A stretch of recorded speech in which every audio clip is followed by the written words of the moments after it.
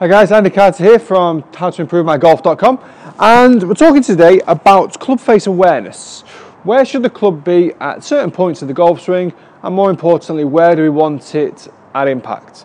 Now, I'm going to talk to you today as if I was trying to hit a dead straight golf shot, because I know golfers that fade the ball. Obviously you swing slightly from out to in with the club face slightly left of target but right of the swing path, and vice versa for players that are drawing the ball that swing the club from in to out with the club face slightly closed to the path but open to the target. So I'm going to talk to you today all about trying to hit a dead straight shot.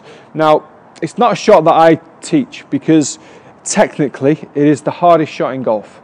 We need, if we're using the kind of the flight scope data, for example, we need 0.0, 0.0 all the way through the board to hit that ball dead straight. We can get a kind of a manipulation of figures whereby the ball does end up coming out straight, but it's not technically a dead straight shot. But the reason for this today is to build your club face awareness, let you understand where the club needs to be at certain points of the swing and how to do it.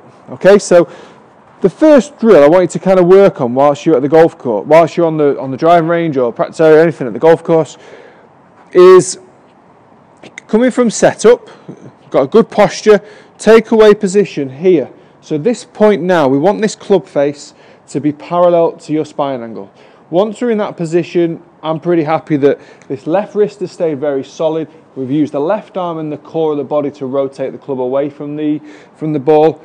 And then from that position, we can get up to the top of the backswing. Again, feeling like the left wrist and the left arm have stayed pretty still. Again, not too worried if that left arm collapses a little bit. Not a problem. Don't always be too caught up on how straight this left arm should be. A lot of golfers that I teach, again, it's always due to flexibility and how much your body can move. If I see a swing that's gone like this, then we're worried. But if we've gone like there, not a problem. A lot of it is a lot to do with this wrist angle. As long as this left elbow is not sacrificing the wrist angle, we're fine. So posture again, let's try that again. Take away, nice one-piece movement. I've got the club face parallel to my spine angle, rotating up to the top and then swinging back down.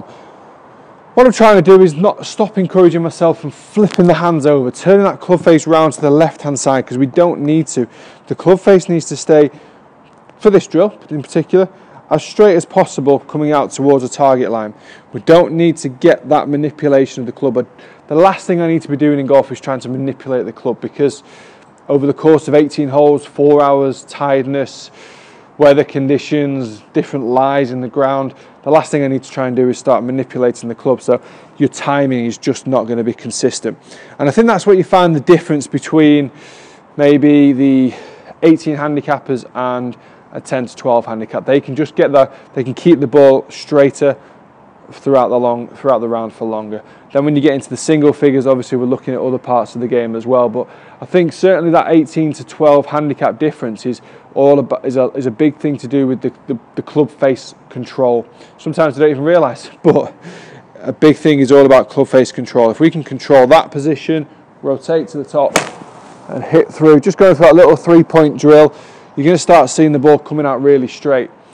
And again, as a piece of advice for your practice sessions, wherever the ball starts, I would like you to try and think, well, that's probably where the club face was pointing.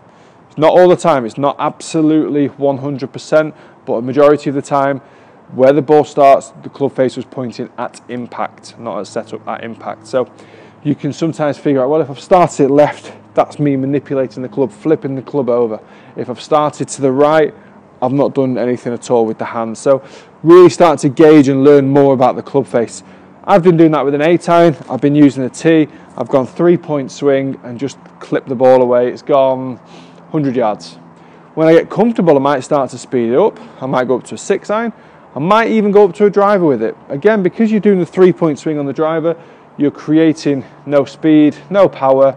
The ball's not going to get off the ground, it's not going to go very far, but what you are doing, you're building some club face awareness. So for when you go quick, the ball goes flying, okay? So guys, please try that out on the range. Honestly, huge improvements to your club face angle, striking, and most importantly, middling the ball out of the club face as well, so maybe even more distance.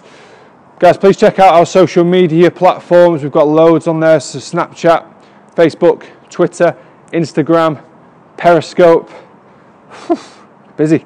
And also, please subscribe to the channel as well. Loads more coming. We've got the York Caddy Championship information and promo videos coming up, and loads more content on that, and vlogs and everything. Loads. Busy year. Guys, thanks very much for watching, and we'll see you again very soon.